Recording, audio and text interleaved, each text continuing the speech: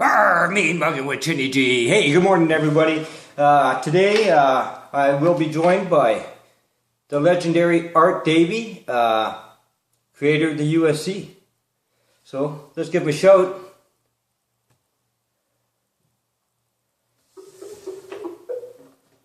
And let's have a talk with Art.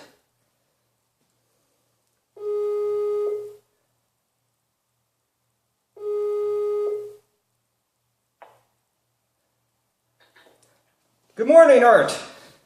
Good morning. How you doing? Doing good, brother. Doing good. Thank you so much for taking time for me. It's a pleasure. Is this the MMA Madhouse, or is that what you call it these days? I am carried by MMA Madhouse and the Global Combat Network. Ah, okay. Yeah. This is Mean-Muggin MMA with Chinny G. Okay. I want to make sure of the name of the show. Absolutely. Yeah. Man, I never got to meet Johnny Cash, but I got to meet Art Davie. Hey, I like that. How awesome is that, man? I mean, what an innovator. To be the man responsible for MMA as we know it today, that's got to be quite the feather. On the other hand, Gordon, you have to remember that luck is a big part of any success story. And I give full credit to being in the right place at the right time with the right plan. A lot of that was luck. Well, luck or not, you had the vision, and back in the day, I remember UFC 1 when it first aired on television. I'm a little older than a lot of the fans we have out there today, but to watch the sport evolve as it has, and I follow a lot of MMA. Oh, I'm getting some echo here. I follow a lot. I follow a lot of MMA, whether it be local or otherwise, and just to see the evolution of the sport and all the promotions we've got out there now, it's ridiculous. I mean, you must be proud. That's been one of the real thrills for me is to see that, this thing has evolved so it goes all the way down from Bangkok, to Oslo, Norway. You've got amateur and pro MMA athletes now studying, competing. You've got coaches, you've got clothing companies, you've got promoters, you've got teachers, students. It really did spawn a worldwide sport. It did. It did. And I talk, one of the reasons I want to talk to you, what the heck, was that I know a lot of fighters, obviously by virtue of what I do. Sure. And sadly, a lot of them don't know you. Well, that's kind of inevitable in a way. This thing now is moving on to 22 years old. And for a lot of people, who got into MMA in the last 5 years, the early original UFC is a long time ago. And that era, some of them were literally born, in those years, Gordon. So I'm not shocked and surprised that a number of people, don't know who I am. On the other hand, I think my book, which was published last year, Is This Legal?, has gotten more people aware of what we did back in the day and my role. It took me 4 years to get everybody together, to get the Gracies on board, to get a TV partner, and to be able to get this on pay-per-view November 12th, 1993. But the book was recently, Gordon, optioned as a film, and there's a group of producers in Hollywood that would like to turn this into a movie. We'll see what happens with that. If that film does hit the theater at some point in the future, obviously a few more people will know something of the story. Yeah, for sure. And just by virtue of the fan base that we have now for MMA, yes. That'll be a blockbuster.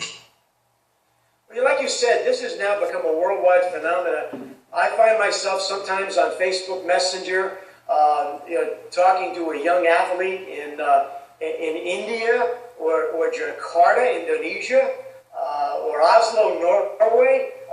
I love to go to amateur and pro events and see what's going on out there. The other night I was at Tough Enough, which is a long-standing amateur MMA promotion here in Vegas, and I work out every other day at a gym here in the town that I live in, which is a ranch town just outside of Vegas. And there's a young athlete there named Brandon Schneider, the Brute, and he's a young MMA fighter. So Friday night last week, May 15th, I had the opportunity to be at that event, and they had me come up into the cage. And when he won their light heavyweight title, the main event that night, I got the opportunity to put the belt around his waist. So for me, you know, being with young athletes like this who, like you said, may barely remember the original UFC, it's a great thrill.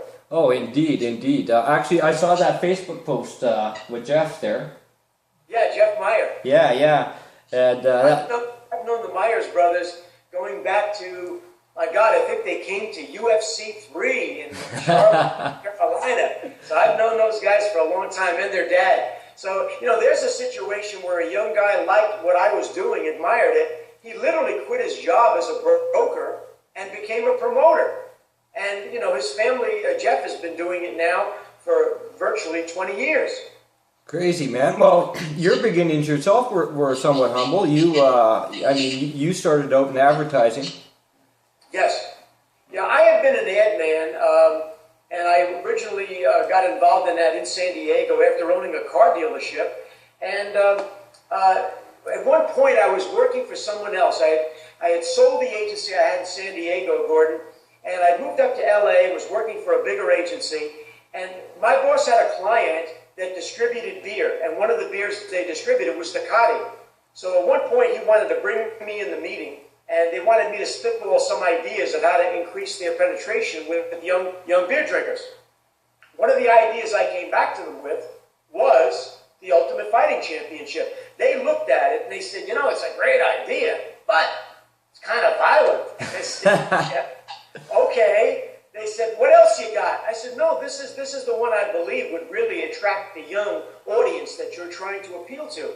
So they decided to pass on it. I was so excited about the idea that within 6 months, I left the agency and asked the owner if I could take that idea with me. He said, absolutely. He said, you came up with it. We're not doing anything with it. To him, it was just another idea that was in the file cabinets. Yeah. And I went out at that point, Gordon, and I began knocking on doors. And I talk about it in the book, The Voice from Brazil, the Gracies, Chapter 3, where I finally got a chance to call on them. They were doing, you know, the Vale Tudo type of matches in the back of their new school in Carson, California, Torrance, California, actually Carson Street.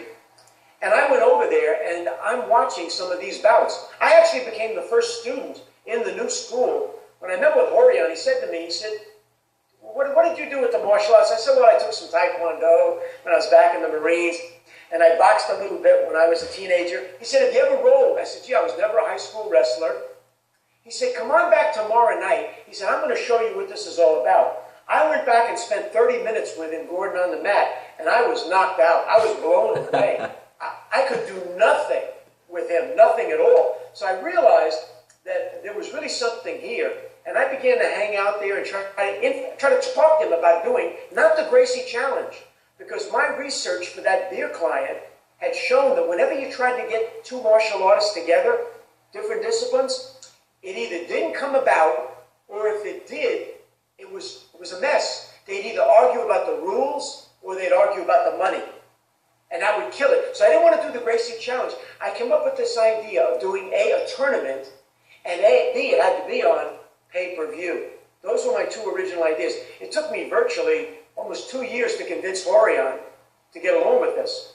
And what I did was I actually started to do his direct mail advertising for his instructional videos. When that really started to work, Horion thought, hey, this guy knows what he's doing. In fact, later on, I got a chance to roll with Elio. Cool. His dad, the legendary Elio Gracie. And one time I asked Horion, and it's in the book, I said, what does your old man think of me? He used to call him the old man. He said, well, the old man says that the only thing that Art Davie knows about jiu-jitsu is how to make money with it. So I wasn't much of a grappler, Gordon, but I did know how to make money. And when I came together with Horion on this, I had been going into the back room on a Saturday, and sometimes they get these challenge matches. You know, a guy would come in from another part of LA, maybe Orange County, and he would come in with his posse, and they wanted to, see what they could do with the Gracies. So I would watch these things on Saturday morning. One day I'm standing next to a guy who's about my age, big guy with a beard and a mustache, and I recognized him, but I couldn't place his name. It was John Milius, the film director and screenwriter who made a star out of Arnold Schwarzenegger and Conan the Barbarian. And John is watching these things the same way I am.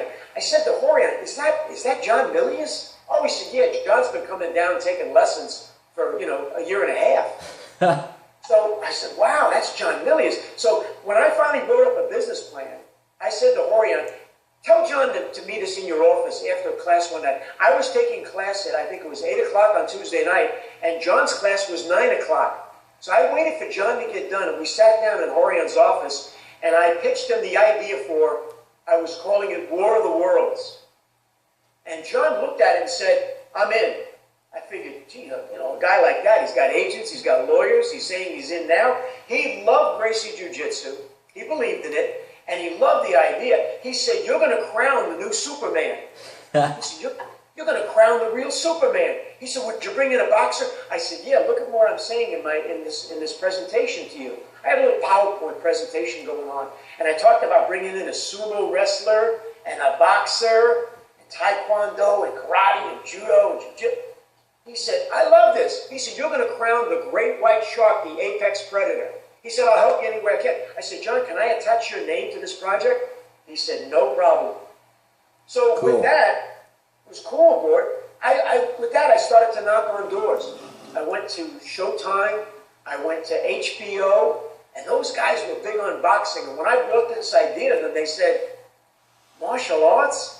Don't you know that martial arts stuff, that belongs in the movies? The Karate Kid, yeah. Boxer, best of the best. They said, what else you got? I said, this is all I got. They said, look, pay-per-view is for the big boys. Boxing and wrestling. What you got is for the kids. I said, no, this is really going to be the real. I said, there are no rules. He said, no rules? I said, yeah, there'll be no rules. Just no biting and eye gouging. They said, you can't do that. I had already found that we could do it in Colorado. There was a loophole in the law. So that's how it all started. That's very cool, man. And I mean, the evolution is crazy. I mean, I'll keep going back to that.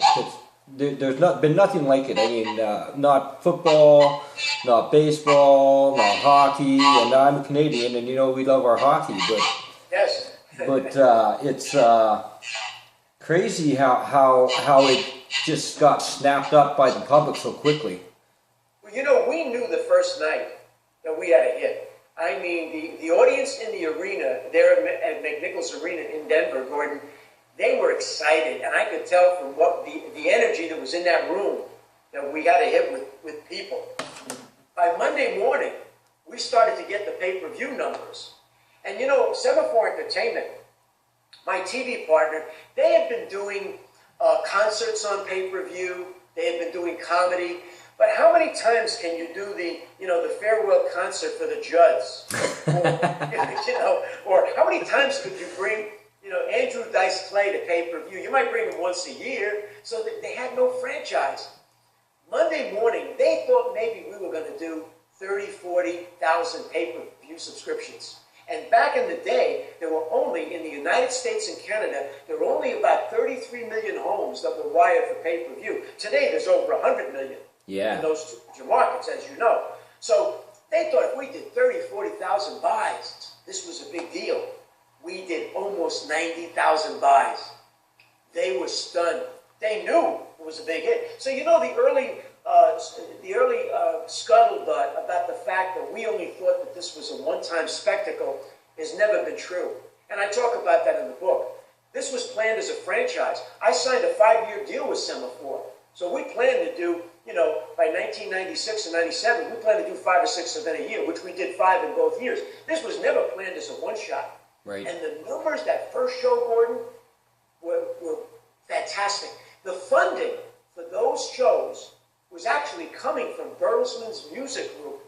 That's who had extended a line of credit to Semaphore Entertainment.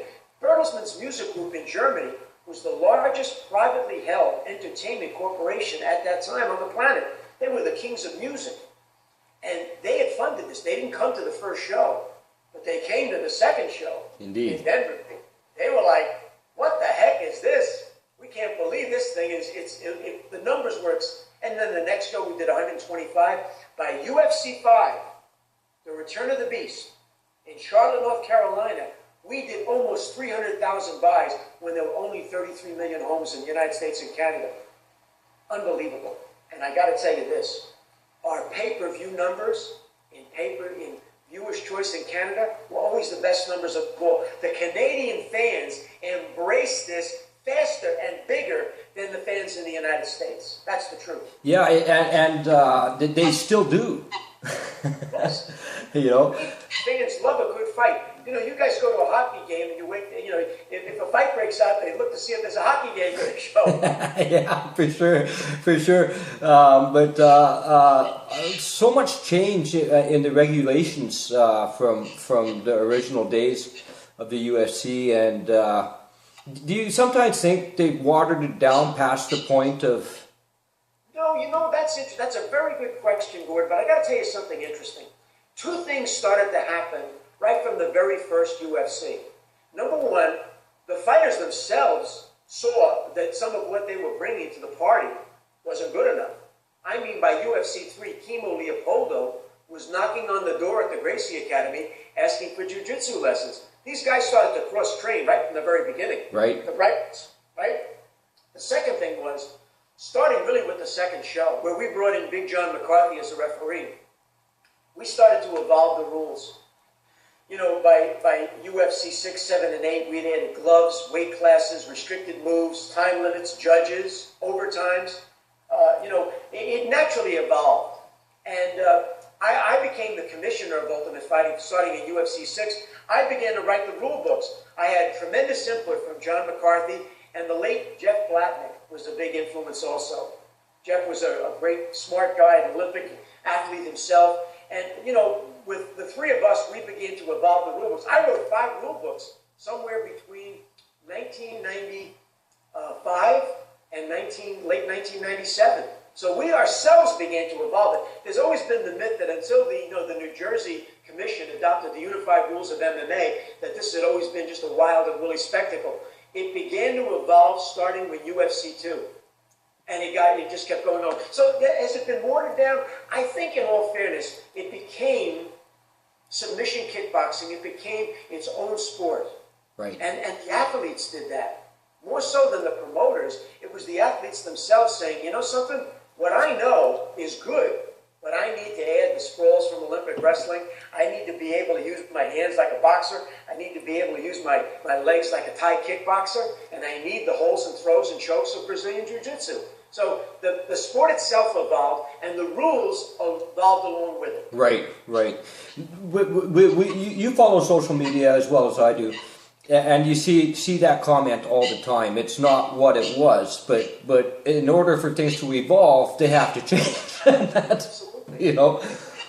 You look at the Canadian Football League, you look at the National Football League, you'll see the evolution of football from the time it was early play when they were wearing leather helmets, you know, and there was no passing. So, you know, a really progressive, smart sport evolves. In fact, the best ones evolve with the times. They evolve with the market. Because ultimately, sports is an entertainment. Right. And you have to go, right? You have to go back to your fans and what your fans can relate to. Your fans get older and mature. They evolve. So the sport needs to be aware of that, be cognizant of it, and be making appropriate adjustments as time goes by. I think that's what's happened to MMA, quite frankly. Yeah. What I like about you is that you don't really pigeonhole yourself. I mean, you're still out there looking for different things to do. A lot of people don't realize you were responsible for K1 coming over to America. Gee, you've done your homework, Gordon. That's true. We had become friends with Ishii way back in '93 when he was just really starting to move the K1 franchise forward in Japan. And of course, that became huge over there. They had a major broadcast TV contract. And I visited K1 8 times in 1998 and learned a lot from Ishii. He had Kazuyoshi Ishii had a tremendous understanding of how to put people in seats in an arena.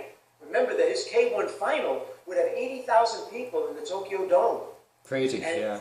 They bring in the Berlin Symphony, you know, to do Wagner.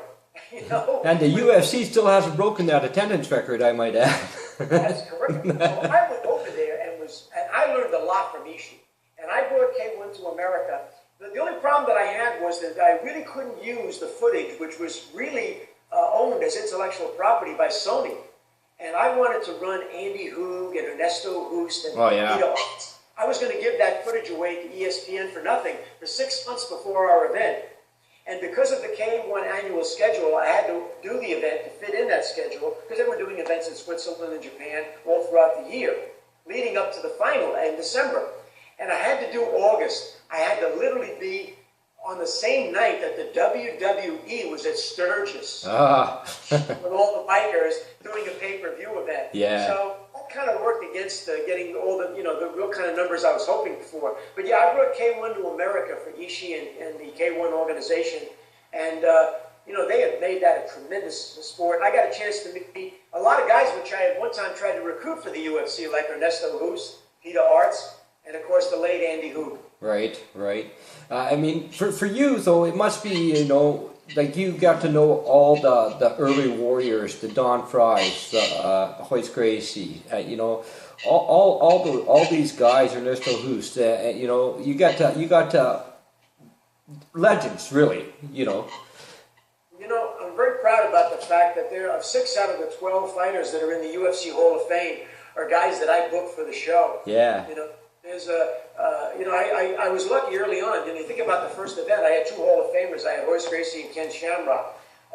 Later on, I had Dan Severn, Mark Coleman, Don Fry, Randy Couture, Maurice Smith, Kevin Jackson.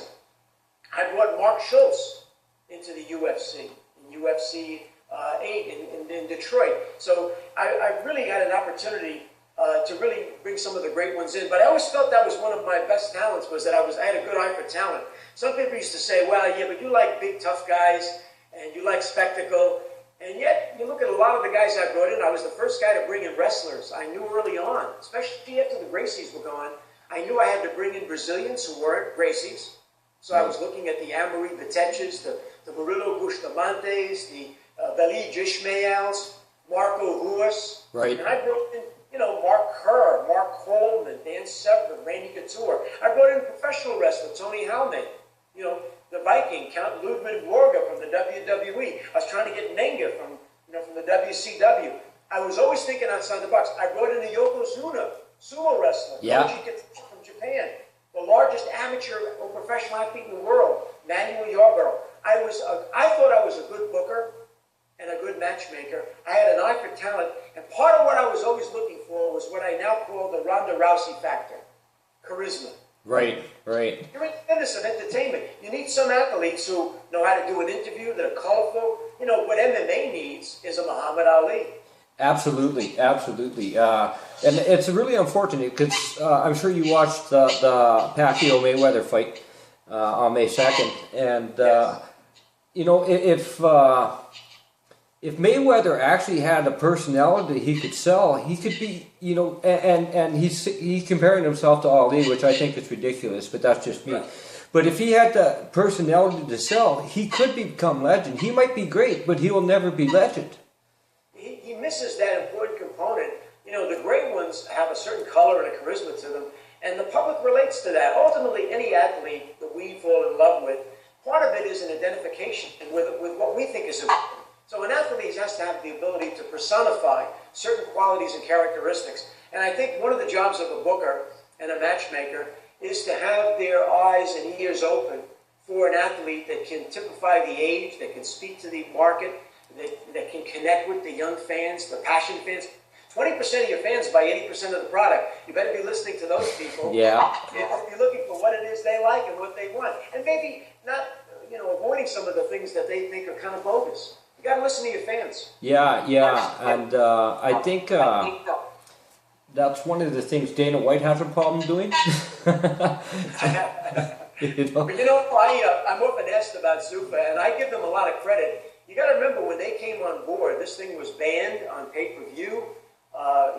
John McCarthy and Bob Marowitz flew to Denver in '97 and made an appeal to Leo Hendry, who at that time was running Viewer's Choice. and begged him, basically. We showed him the new rules, the changes, the evolution of the sport. His mind was made up. So when the Fertitta brothers took this over in 2001, Gordon, they had bought basically what was dead, dead in its feet. Right. And you give them a lot of credit. And you saw in those first couple of years, they threw a lot. They had to spend a lot of money to get this thing moving. They bled. They bled. In fact, the real true story from the insiders, that if you hear it at all, is that they were upside down quite a bit. I think at one point, Lorenzo, in doing an interview in Indianapolis for a show there, admitted to the newspaper that at one point their net operating loss was more than $40 million. Yeah. So they spent a lot of money. That was their family's money. That was money that was generated originally by Station Casinos, the casino franchise that their dad had started and built. So you got to give those guys a lot of credit. And I think that the acceptance of this sport, both in New Jersey and Nevada, and then finally in all the provinces in Canada, is due to the fact that they moved the sport more into the mainstream. And never more so than in 2012 when they signed that 7-year deal with Fox TV. Because now you're on broadcast. Now your grandmother and your mother could actually see it, and it's in front of everybody. And I think that you got to give them a lot of credit for hanging in there and pushing and grinding and staying. I'm sure there were times that they probably thought of selling. Yeah. But they didn't, Yeah, I know what event was that. There was an event, and they said it was the make or break event, and I can't recall what it was right now. And like you said, they were bleeding to the tune of $40 million cash. And but that event happened just to be the one that turned the corner for them. You got to look at that, the second Ultimate Fighter season. You got to look at the Forrest Griffin-Bonnar fight. You got to look at finally this thing connecting with a bigger, wider audience. And again, a lot of the people who you mentioned before may not know me have really come on board since that 2000, 2005, 2006 era. MMA really exploded then. It got really big on Spike TV, and they had the classic formula at that point. Interestingly enough, Gordon, back in 2003, I was at Mandalay Entertainment in Hollywood. I had an office there, and I was pitching an MMA reality show called Fight Quest to Marco Brazaz over at Spike. And the week before, Lorenzo Fertitta had been there pitching The Ultimate Fighter. So we all knew at the time that the formula that Vince McMahon and his father had developed, the weekly cable show where you develop your characters, your heroes, your villains, and you bring them to pay-per-view, was the magic formula. So when you see the UFC finally getting The Ultimate Fighter show, by that second season, I think that's when they really started to make money. Yeah. And they've been making a lot more money since then. Because now you had a cable show where you could help develop and showcase these athletes in a way that the fans could connect with. It's crazy now because you got XFC, they're doing reality shows now. You got a lot of different companies, promotions looking at that route. And we're seeing the documentaries on GSP, and yes. It's just incredible how far it's come since day one. And I had a great thrill in the late 2013. I got a call from Dana, who I'd never met, and Dana said, "We're over at the Red Rock Theater, which is a Station Casinos property, and there's a multiplex chain of movie theaters there, and they were showing the Fox documentary, 20 Years of Fighting, the History of the UFC. He said, Art, you're really in that first hour. He said, it's really your show. He said, you're really going to be excited to see it. He said, I'm calling to invite you to the 20th anniversary show at the MGM Grand. He said, GSP is going to be fighting. And he said, we'd love to have you sitting octagon side for that show. Cool. They had invited Campbell McLaren and Horion Gracie. Campbell McLaren of SEG and Horion, my partner, Raw Promotions. So at that show, watching that great main event that night with GSP was one of my favorite MMA fighters of all time. There's a guy that could have been a top-notch tennis player, a golfer. He could have been a Formula One race car driver. That guy's a great athlete. Yeah. Great athlete. Yeah. So there I am that night, and Horion's on my right. Campbell is sitting just right to my left. Right down in front of me is Arnold Schwarzenegger. In the front row, I'm sitting right behind him. And sitting in the third row right behind me to my left is Leonardo DiCaprio. So that was a great night. I got a chance to see a lot of my old friends. I got a chance to sit there octagon side and see how the sport had evolved, see what the Fertitas and Zuffa had done with it, Dana, and quite frankly, it looks great. You know, they did 46 shows in 2014. I mean, they're on top of the world. Oh, for sure. And you know, Dana takes a lot of heat. They give him a lot of flack to fans and whatnot. But yes. you know, these people, they're mostly your average Joe who have no idea what business is about, and amount of extreme effort that goes into doing something like this. Well, you know, if you're as visible as Dana, if you're a Vince McMahon, if you're a coach of the Blue Jays or the New York Yankees, you know, you're going to be taking a lot of heat. There are going to be people who are going to be agreeing with every decision you make, and there are going to be people who are going to be upset with what you did. Why did you trade that one? Why did you do this? Yeah. How come you're not doing that? I mean, it's inevitable. But you got to also give credit where credit is due. And the UFC, under the Zuffa organization, has moved MMA really into the mainstream. And they are a big factor in why this has become a worldwide growth. If there now is a world, if there are more organizations in this country, in your country, in China, in Europe, if there's small promoters in cities from Calgary to Joplin, Missouri, the reason that exists is because the success of the UFC has encouraged everybody to feel that this isn't just a spectacle. This has now become a recognized sport. Absolutely. And I live in an area where we have, we've got World Series of Fighting comes up here regularly. You've also got the HD 43, I think, coming up this weekend, don't you? Yes. Yeah. Yes. And we've got so much going on in the world of combat sports. It's just ridiculous. I mean, grappling sports are taking off really big right now. We got out of Ontario, I think it's Ontario. We got Pro Series Submission. Great organization. They're coming around. In Alberta, we've got Havoc Fighting Championships. We've got Unified. We've got XS. I always stutter on this FC. I got new teeth, right? So I'm still getting used to talking with them. Yeah, it's getting old, right?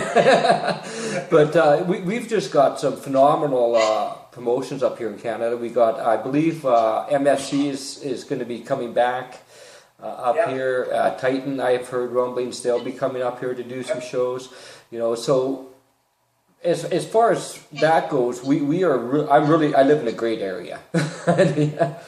It's like I said, from the very first UFC, I used to talk to Semaphore on a Monday, Tuesday morning following the event, and the first thing that Campbell McLaren would say to me is, "Wait, you hear the Canadian numbers? The Canadian numbers always jumped so high, so quick, so fast."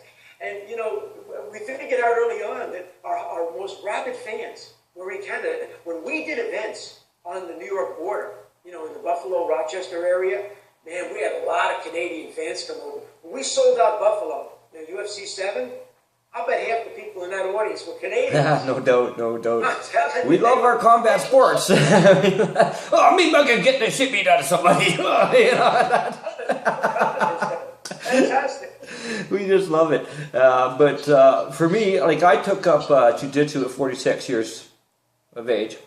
Wow. Well, because I want to know what I was talking about when I started talking about it, right?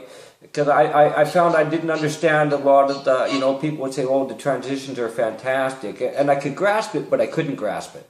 Right. So I decided, geez, I need to feel this out. I need to join the gym. I need to find out what it's all about. So I took that route, and then I had some health problems, and I had to quit. But that's neither here nor there. But it gave me a fundamental grasp of what it was to be a practitioner, to be an actual jiu-jitsu player, and people don't understand. They say, "Oh, that Jake Shields is boring." They call him a blanket, blah blah blah. But there is so much technique involved in this; it's ridiculous.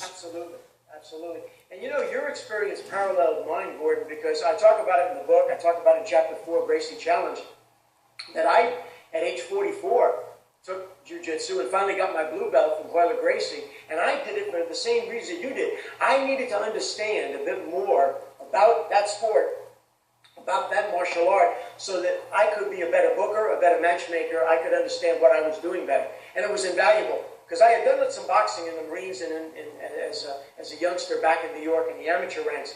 But I was never a wrestler, and I was never a grappler. So that experience that I had getting a blue belt, it took me two and a half years actually, was actually one of the best things I ever did, because it allowed me then to do what you just said, to understand the transitions, to understand the nuances, to be able to look at the fine points of why he can't, pass the guard, why he's not being successful.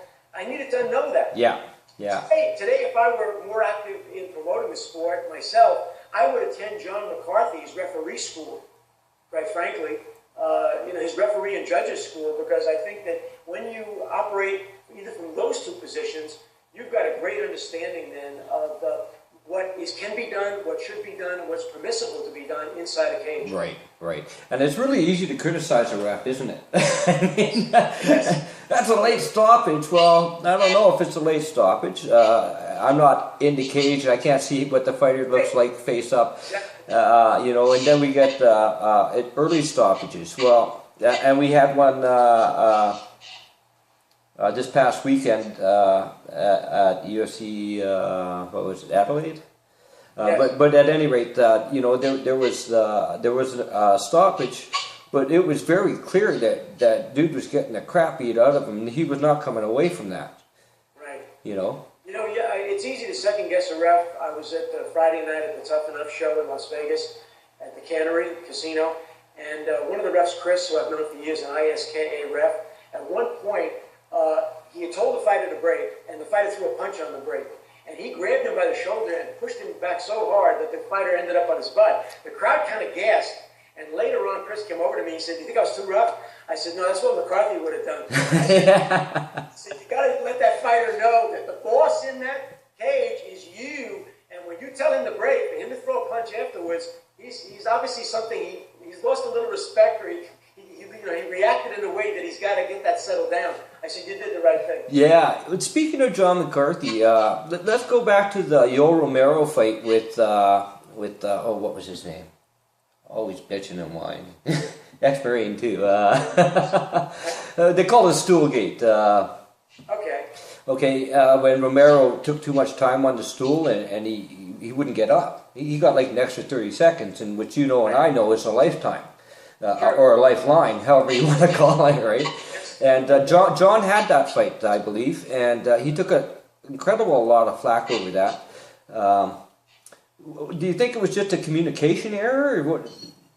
I thought it might have been a communication error. You pointed it out earlier. Sometimes it's so hard for us as a fan looking from the outside in to really see the nuances of what's going on. Ultimately, if you've got good referees, and John, of course, is at the top of that food chain, you've got to trust their judgment. And I think it might have been a communications issue, quite frankly. Ultimately, John will be the first one to tell you. He said, "I've made mistakes at times." Yeah. But, the longer you do it, and the harder you work at. I was watching Frank Trigg the other night work the Tough Enough show. He's become a very good referee. And I was talking to him afterwards, and he said, "You know something? I learned with each show, with each bout."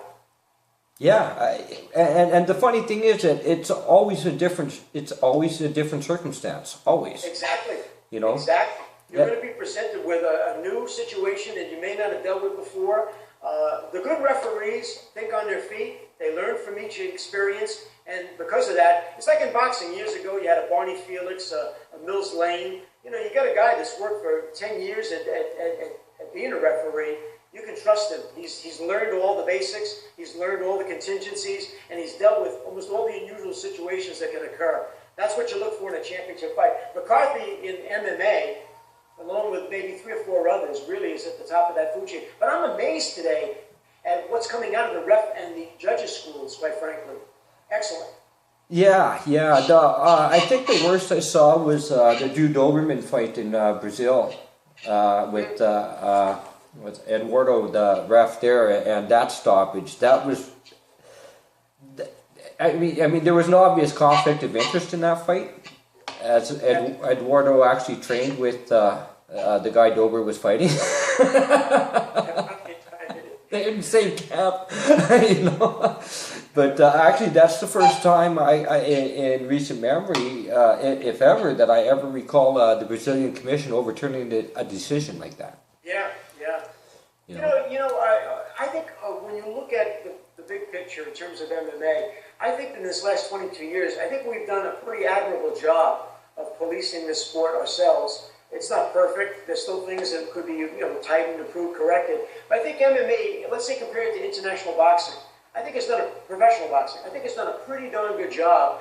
And I think that's a tribute to maybe the fact that we came out of the martial arts, maybe where there was maybe a slightly different tradition, in terms of respect and good sportsmanship. I'd like to believe that. And people have asked me, they said, what do you think it's going to be like in 20 years?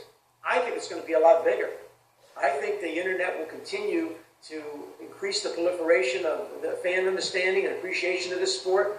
I think that, John Milius and I back in the day talked about the fact that down the road, there would or should be 50 million people on one night watching the biggest organization in the world crown the Ultimate Fighter. Yeah, indeed. I mean, the popular consensus right now is that MMA has boxing on the ropes. Yeah, and like you said, with the occasional exception of a Mayweather-Pacquiao fight, which has been uniformly criticized for its boring and its dullness, boxing by and large has not done well. And that, for me, the irony is that it was Lou DiBella at HBO, the great boxing maven there, and the late Jay Larkin at Showtime, who turned me down. Larkin turned me down twice. I actually went back to see him in 2001, a few months after 9/11, and I brought in the concept I was at Mandalay in the 10, I brought in the concept for the Ultimate Fighter reality show and some new pay-per-views, and he was still a boxing nut. He said, I still don't get this. The irony, Gordon, is that a few months before he died of cancer, he wound up taking over as CEO for the IFL, that team fighting MMA concept. So I thought the ultimate irony was that he had rejected MMA twice in favor of boxing, and he eventually, before his passing, ended up CEO of an MMA organization. Yeah. So to me, that's ironic. But I think you're right. I think MMA, in all fairness, has boxing on the ropes. And look, MMA is a more complete sport. You look at what you've got to do to be able to be competitive in this sport. You've got to have a game at the middle, the top, and the ground. Well, you look at what Couture did to James Toney. That's a great example. In fact, that was a great vindication for me to see, a big guy beat a boxer, especially a top guy like Toney, who's certainly a boxing Hall of Fame guy, a candidate. Yeah. On the other hand, I got to tell you that my the first time I booked Randy Couture, UFC 13, the first fight I ever got for him was against a professional wrestler. And he got him in, I think, about 56 seconds. I'd have to look it up. But I brought Tony Halme in at 300 pounds, 280, 6'4", and I put him up against Randy, and Randy ate him up. Yeah. Randy was one of my most solid fighters. He and Frank Shamrock and Don Fry are probably my three favorites. I'd add several to that group. Those four guys, you could do a handshake deal with them. They came to fight. They gave you the best they had. They didn't mess around. They were pros. Yeah, Frank heck of a guy. I follow him on social media as well, and man, he's got such a following to this day. Yes. Yeah. Same with Don Fry. Same with Randy Couture. I don't know any MMA fan that has a problem with Randy at all. Randy also, on a personal level, is a great guy. He's a gentleman. He's just one of those guys that he's good to fans. I had a young daughter of a friend of mine out of Muskogee, Oklahoma, and he was attending a Bellator event, and Randy made such a fuss in meeting his daughter that she went and did a school project in terms of a personality that she could write about for an English project or a history project. Randy was such a gentleman. He knows how to be good to people, and I think that the fans respond to that. The guy's a winner. Yeah, I think him going over to Bellator was a real slap in the face to the Zuffa people. Yeah. But at the same time, this is business, and business, you move on in business. That's just how it goes. There's an evolution process that goes along with that, with everyone's life. And he had to do what was right for him. Absolutely. I hope at some point with the expansion now of the UFC Hall of Fame that they bring him in as one of the pioneers. I'd like to see them bring in Bas Rutten, another great guy that I never got a chance to recruit because I was gone by that time. But I see him all the time in LA. And I'd like to see them bring in Frank Shamrock, quite frankly. So let's hope with the new expansion of the UFC Hall of Fame that those guys are honored for their contribution to the sport, because they truly are among the legendary pioneers of our business. Yeah, I hope to see you in there one day as well. I think I'll probably show up there at one point. Well, you're kind of the cornerstone. I really enjoyed the feedback I've gotten from people like Jonathan Snowden and Dave Meltzer, who have read the book, people who are knowledgeable about MMA, and say, I learned things from the book. Is this legal? That I didn't know. I didn't know that this is how it evolved. I didn't know what it took. I didn't know who really the players were and what the dynamics were. It took us 7 months to write the book. I had Sean Wheelock doing my research and helping me with editing, and we put together a 270-page book that tells the true story of how the first UFC came about. Right. It was 4 years, from 89 through 93, and the book ends on the masked ball that we held the night after the event. You guys, there's the book. Oh, there you go. Is this legal? Oh yeah, we're gonna pump it. We gotta promote, man. I tell the fans, you can get it as an ebook. You can get it from Amazon, from Barnes and Noble. You can get it from the publisher who send books. But it's a good book. McCarthy wrote the forward to it, in which he said, I have to thank Art Davie because my entire life has been changed by meeting him and what he did. And he said, I've owed him that thanks for 20 years. Randy Couture gave me a great endorsement, so did Frank Shamrock. And I was really pleased that Kevin Kay, the president of Spike TV, gave me a great testimonial in the book. I think everyone who's read the book said, gee, I didn't know this. So I tell the fans, if you want to know something about the beginning, it's kind of like the beginning of baseball. You need to probably find out a little bit something about, having a double day. And, I think you'll enjoy the book. It's a good read. It may make a very good movie. John Milius, there's a quote on the cover of the book, and Milius, who I think knows something about movies. A little bit. God said that it would make a great movie. And we're excited. I always tell people, though, it took 10 years to make Forrest Gump. And, it's a process. And we're very excited that the producers have recruited Robert Latham Brown as our production manager. And that's an important acquisition in the movie business, because that's the guy who establishes the budget based upon a script. And he's known in the business by Mel Brooks. Mel Brooks calls him Mr. Under Budget. He teaches film at the USC Film School in Los Angeles. He's considered to be the dean of production managers. We're real grateful and excited that he signed on board. He's read the book. He was at the Belloc Store show Friday night in Temecula. He's really excited about this project. And movies like promotions are based upon what is it going to cost? Who can you recruit? Who's going to star? And, is it a good story? Yeah. Is it a good narrative? So we'll see what happens. I'm excited. But I urge the fans, if you get a chance, read the book. I think you'll enjoy it. Yeah, I think it'll be awesome. Actually, I haven't read it, to be honest with you, but I'm gonna download it on ebook. Gordon, please do. You need to get up on that, brother. I'm gonna download it on ebook. But I'll tell you, who would play you well?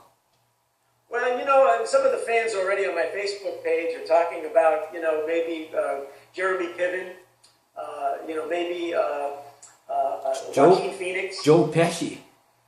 Or Joe Pesci. The only problem with Joe Pesci is that he's closer to my age. Yeah, I guess. Remember that this is actually a period piece. Right. So when you figure the budget on a movie, this period is from 89 to 93, and that's ancient history now. Yeah. Right? When you do a movie like that, you're going to have the cars from that period. And you're going to need an actor that's going to have to be around 40 years of age, because that's what I was at the time. Right. And well, when I think of Joe Pesci, I still think Goodfellas. The good role. Or my cousin Vinny. My cousin Vinny, yeah, for sure. Great show. I've certainly been compared to him. We're both small guys. We both talk fast. We're both Italian, of ancestry, and Sicilian. And by the way, this is also kind of a signature for me. I love it. Everywhere I go, I gotta have the hat. I love it. It's always the hat and the cigar. I Yeah, I got the guys. I've interviewed a few fighters who will be coming up for World Series of Fighting, and I get a lot of people on social media, and I tell them, well, I'll be there. I'll be cage side. How we know it's you? I said, just look for the hat, man. You'll know it's me. I got Chris Mills at Never Tap. He's a great supporter of mine too, and one of the guys he works for Never Tap and for World Series of Fighting, Mike Bridges, and he says to me, he says, come to the tap, I'll give you a pink, or come to the tap booth, I'll give you a pink Never Tap. So I'll come and grab one. But for me, this is just such a tremendous honor to have you on the show, man. I mean, like I said, I never got to meet Johnny Cash, but I got to meet Art Davie. I really appreciate your taking the time and the interest, Gordon. You know, Mean-Mugging MMA has been a good place for me this morning to be able to tell my story. And, you know, I always say that, you know, when you get to be my age and you've done what I've done, it's really a pleasure at this point for me to kind of reminisce and kind of tell, you know, what it was like back in the day. And, of course, that's what the book Is This Legal was all about. And for me, it's a personal memoir of what I knew, what I saw. And I tell the story in a straight line from beginning to end. So it's a narrative. And I let everybody speak for themselves, because there were people that you'll read about. You say, gee, I didn't know that was you know, a factor. I didn't know he was involved. I didn't know this person was so important. I talk about Chuck Norris. By the way, the title of the book comes from a discussion that Horian Gracie had with Chuck Norris. Oh, cool. The bottom line was that Horian had done some seminars, Gordon, with Chuck, and they had a little, at one point, a little dispute about money. You know, it was about how many of my brothers am I bringing? Are we paying for all my brothers? It was a little dispute. So when I talked about, you know, what about if we get Chuck to come to the event? Maybe be a commentator, maybe just be ringside, cage side. He said, let's go over to see Chuck. He said, that time Chuck was living in Tarzana, California, about maybe an hour away from the Gracie School and where I was living. So we went up on a Tuesday night, and I had written up a whole bunch of points, bullet points about the show.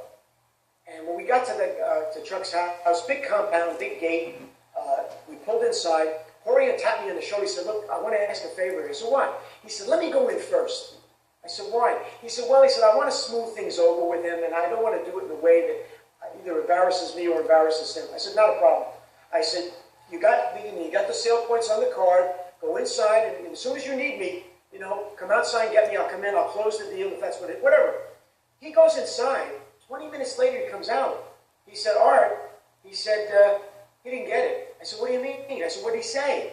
He said, I read everything off the card that you wrote. He said, I told him it's this, it's this, it's this. It's approved in Denver. Here's the rules. Here's what we're going to do. We got semaphore. We're doing this. He said, everything I read, he would say, stop and say, Horian, is this legal? Is this legal? I guess he thought that the National Guard or the sheriffs were going to show up. No matter what I said, he would stop me and say, but Horian, is this legal? So Chuck never came to the first event. But I got to tell you an interesting story. 10 years later, I'm at Chuck's house again. And at that time, I owned a TV show. I owned a script called Spear. It was about a rodeo rider who gets injured and winds up going to Los Angeles to look for the killer who killed his brother, who was a police officer. And I was there at Chuck's house to pitch in the show because Bill Goldberg, the wrestler, was going to do it, but then he got a neck injury.